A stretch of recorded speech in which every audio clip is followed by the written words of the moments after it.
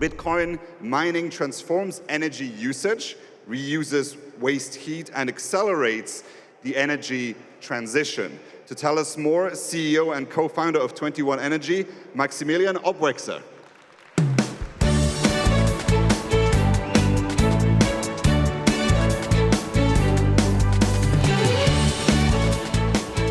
Hi, I'm Max from Austria, and this is my first talk in English, so let's see how it goes. I just need the clicker for the presentation as well. Where is the clicker for the presentation, please?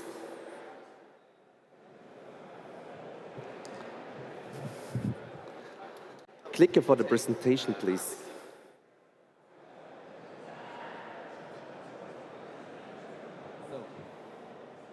From now on, it will run smoothly. So I will talk about a little bit about how mining could look in the future and how it can transform the energy transition. So let's get started with the basics. What is Bitcoin mining? Bitcoin mining is the thermodynamic protection of the Bitcoin network. It's also the anchor in the physical world. And the Bitcoin network works with the consensus mechanism proof of work, where everyone gets paid the same amount for the same work.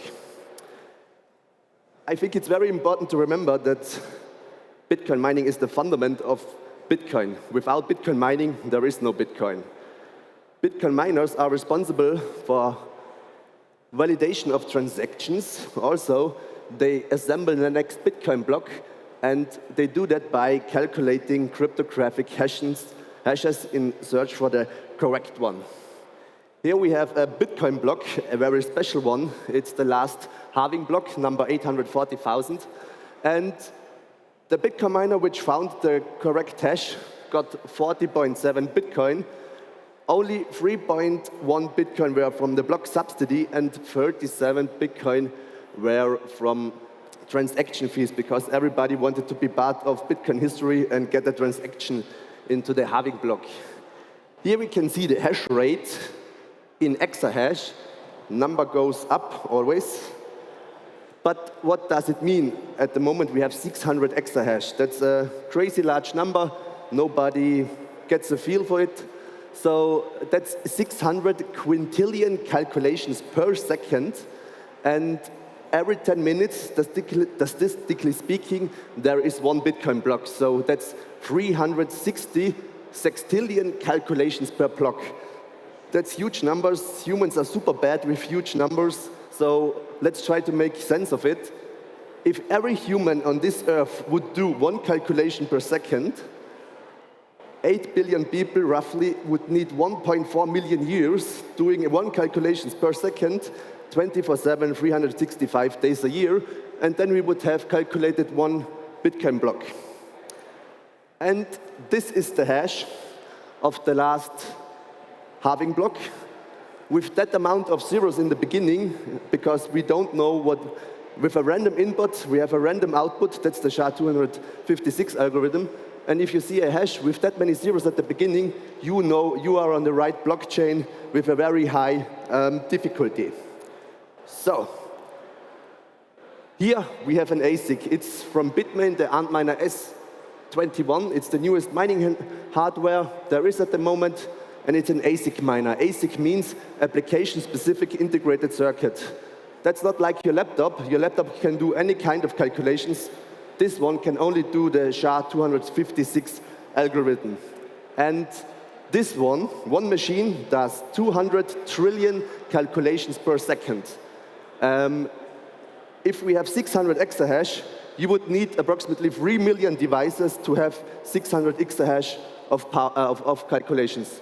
So, of course, not all miners use the newest mining hardware, so a rough calculation, approximately 6 million miners are mining at the moment devices. So, and one of these machines takes 3,500 watts of power. So, how does it work? That's also a Bitcoin miner, just looking a little bit different.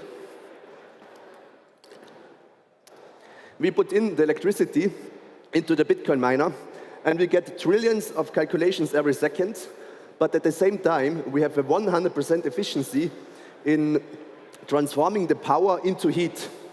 That means there are no losses by doing the calculations. So if you run an electrical space heater or a Bitcoin miner with the same amount of electricity, they produce the same amount of heat. And for large data centers, Amazon, Google, or Netflix, and also Bitcoin mining farms, that's waste heat.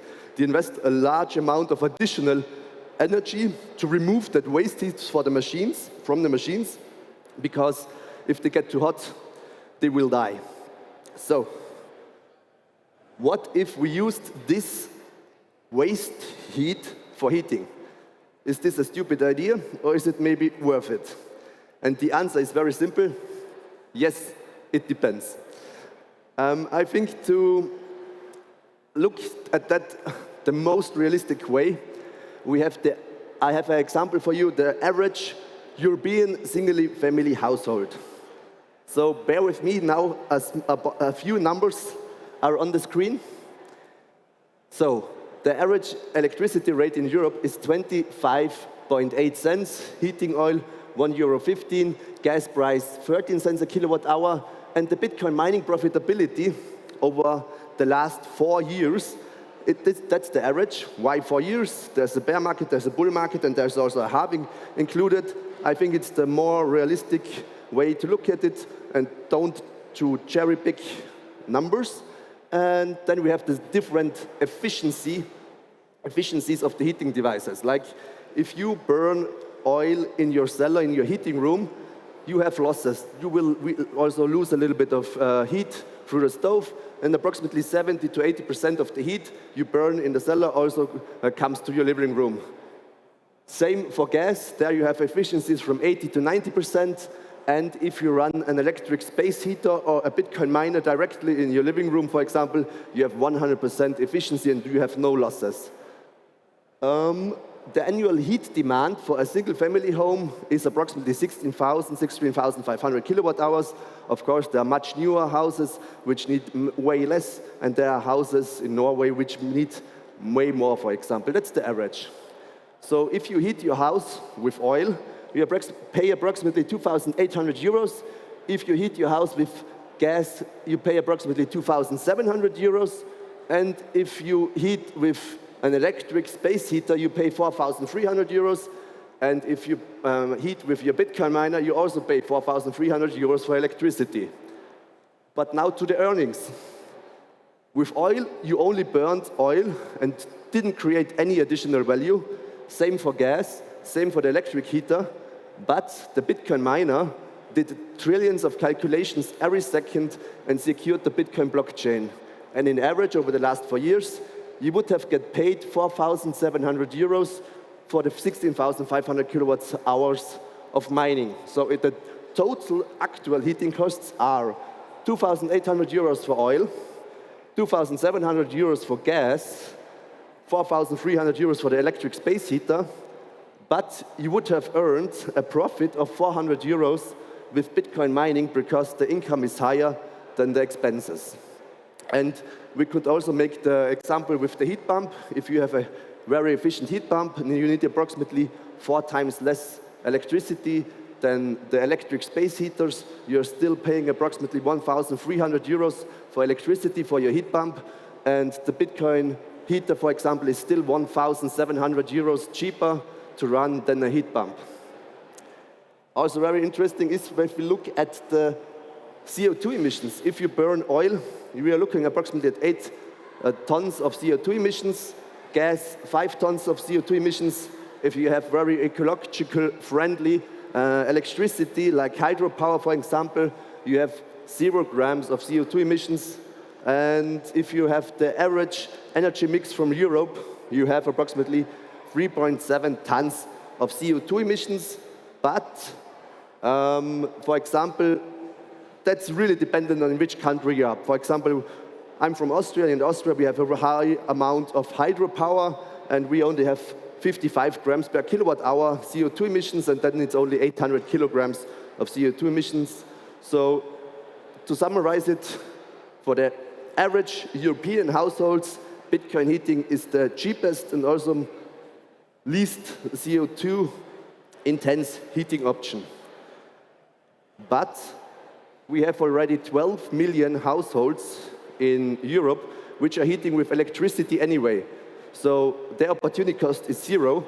They need the same amount of electricity, they get the same amount of heat, but they would get additional Bitcoin from mining.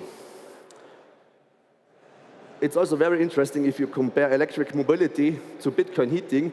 Both do the same thing. They change oil for electricity. If you change an oil heating house to Bitcoin heaters, but Bitcoin heaters are the way lower hanging fruit because we have way lower acquisition costs. We are much more friendly to the grid. And also, we have a much lower CO2 backpack. And one household which changes from oil to Bitcoin heating mitigates as much CO2 emissions as 3.4 electric cars.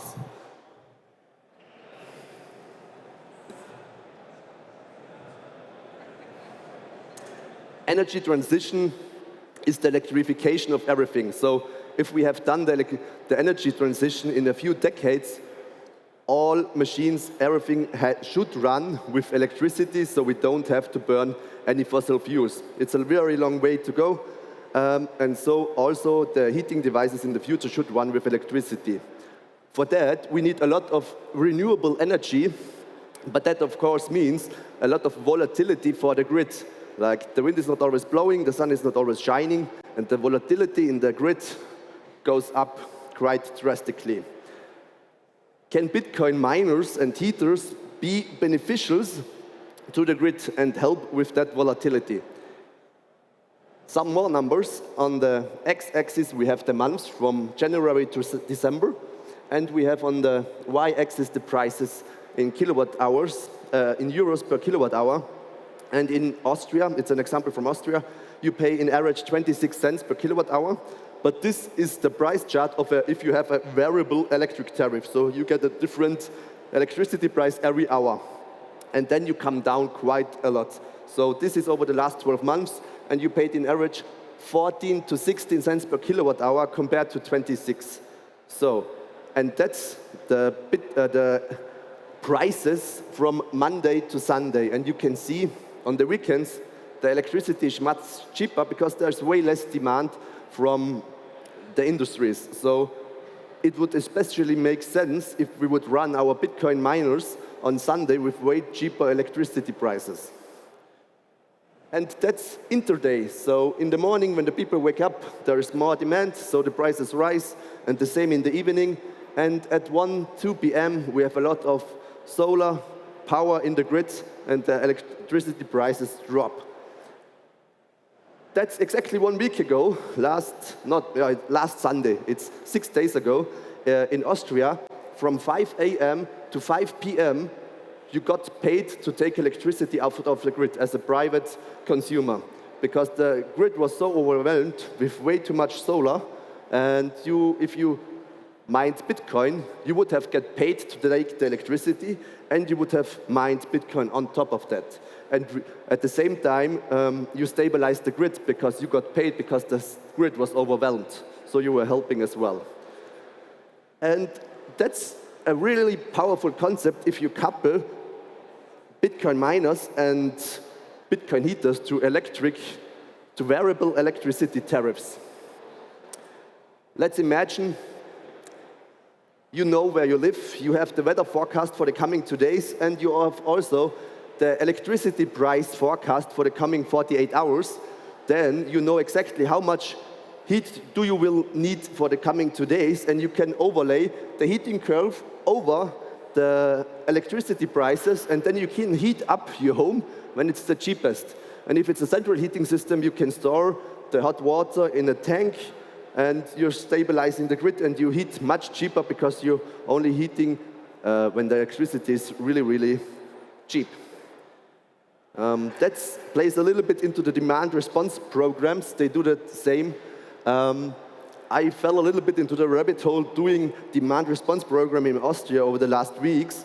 And if you would stabilize the grid with large large Bitcoin mining operation, you would have get paid 10 times more over the last 12 months than you would have get paid for Bitcoin mining. So the grid in Austria is pretty at the limit, and there were a few minutes in May where you got €6.80 per kilowatt hour to take electricity out of the grid because it was so overwhelmed. So, if you compare Bitcoin heaters and Bitcoin miners to Bitcoin mining farms, there are quite a few differences. So, if you need a heating device anyway, if you have a new house, you don't have to calculate the depreciation like a mining farm. And also, you don't have to pay rent for your Bitcoin heater at home like a mining farm. And also, you don't have personal costs to run the mining farm. And of course, Bitcoin heating is much more decentralized than centralized mining farms. So I think there are so many incentives over the long run. In a few decades, I'm sure the majority of the Bitcoin hash rate will come from Bitcoin heaters, where the waste heat is not the waste heat, where you use the heat, and the hash power will shift drastically to decentralized heating options. Here I have a few charts at the end. That's the Bitcoin issuance per month in black. At the beginning, Bitcoin mining was very volatile. There was a month where over 400,000 Bitcoins were mined in 1 month, and now we're only at a couple of thousand Bitcoins mined every month. That's the hash rate in a linear chart. Everybody knows that, but it's way more interesting if you look at it at the logarithmic chart. Everybody's talking the hash rate is increasing so fast, but it was never that slow compared percentage-wise. Earlier, it was much more faster growing, and that has a lot to do with that chart. That's the Bitcoin miner efficiency. At the beginning, when you started mining in 2009, you nearly needed 10 million joules per terahash. We are now down to 15 joules per terahash. Bitcoin miners got a couple hundred thousands of times more efficient over the last 15 years. And like you can see, we are now running a little bit into a technology wall, 5 nanometer chips. The efficiency is increasing slower and slower, which means your Bitcoin mining hardware will be longer be relevant. It will not be outdated as fast as earlier because we are running in that physical barrier. That's the Bitcoin mining profitability calculated in euro per kilowatt hour with the current mining hardware. And you see, it's not that bad. It stays pretty much the same. There we have the halvings. Of course, after the halvings, the mining profitability drops a little bit, but it rebounds really, really fast with the bull markets. Here we have the Coinbase to transaction fee ratio, and like Satoshi envisioned, the transaction fees are going up quite steadily, and after the year 2140, their miners will only get transaction fees and no subsidy anymore. That's in orange. We have the Bitcoins mined per block per month, and in black we have the Bitcoin rewards, the block rewards in euro. And you can see there was never mined less Bitcoin than now, but there was never mined more euros per month than now. So the mining industry is still growing really, really fast. Exactly of that. Like in April, the miners got paid 1.8 billion euros in 1 month. So it's quite a large industry, and they don't even using the waste heat. For the end, Bitcoin history, the halving blocks. Nobody cared about the first halving. The block was nearly empty. Also, there was not a lot of transaction fees. We have here the second halving block. The block was already full, but the fees were very low compared. Also here we have the third block, and the subsidy was the majority of the rewards, and it completely changed with the last halving. Everybody wanted something changed. Everybody wanted to be part of Bitcoin history and wanted to get the transaction into that halving block. And the miner who found that block got paid 40 Bitcoin. and the block was found really, really fast. So some were too slow, and the blocks right after the halving block had even higher fees. Miners got paid, instead of 3 Bitcoin, over 50, 60 Bitcoin per block. Thank you very much. If you have any questions about the energy transition, mining, Bitcoin heating, come to our booth, and thank you very much. It was a pleasure.